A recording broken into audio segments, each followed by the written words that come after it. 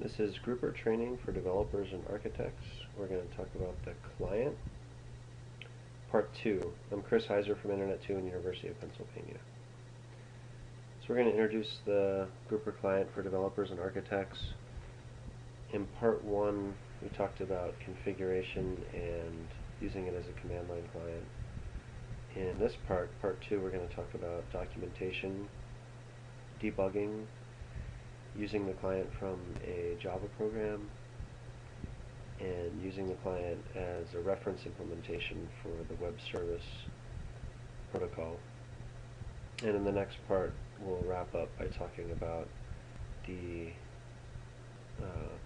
grouper client as an LDAP client, and using the grouper client to respond to XMPP messages as a real-time interface from grouper. So the grouper client sits outside of the core grouper engine, and it is one Java jar which speaks the REST XML web service protocol to grouper.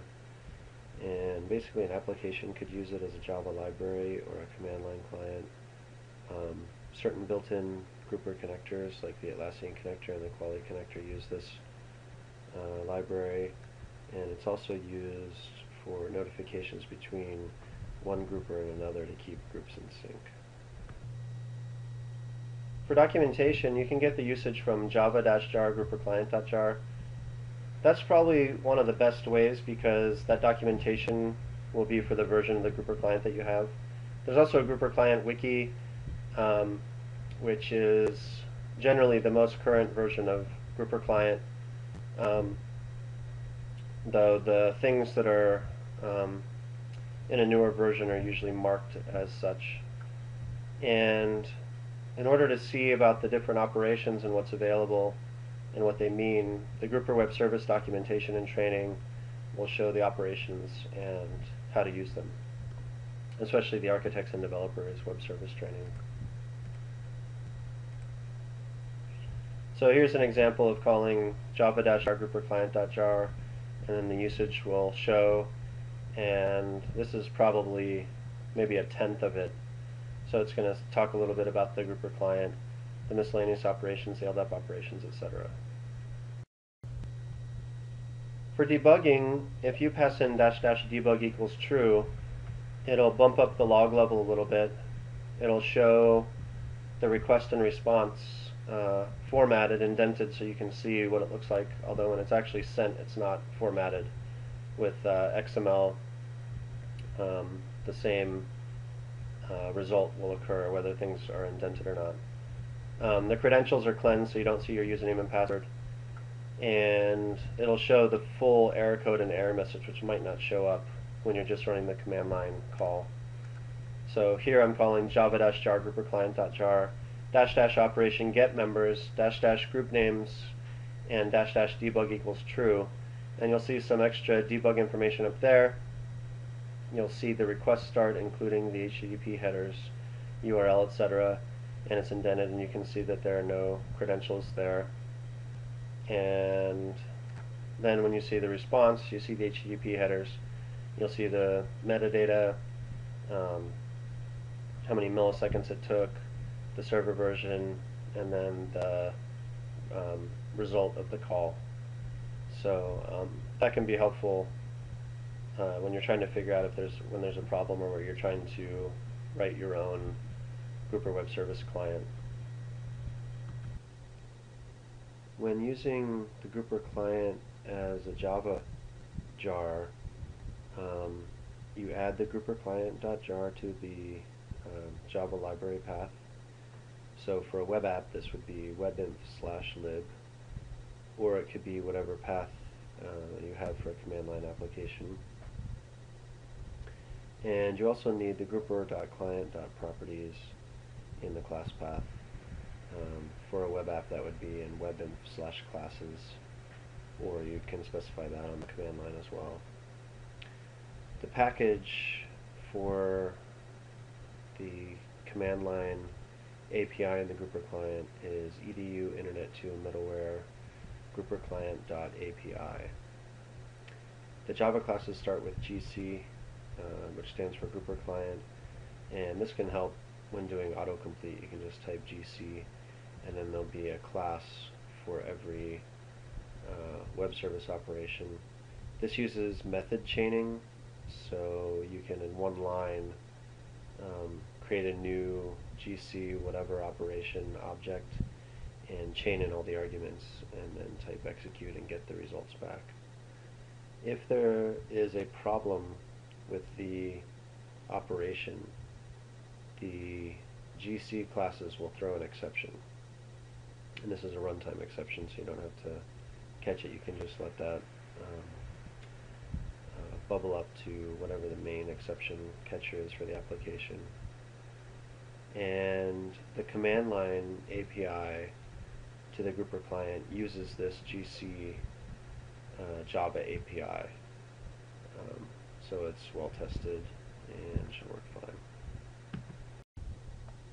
Here's an example of the Grouper client Java API.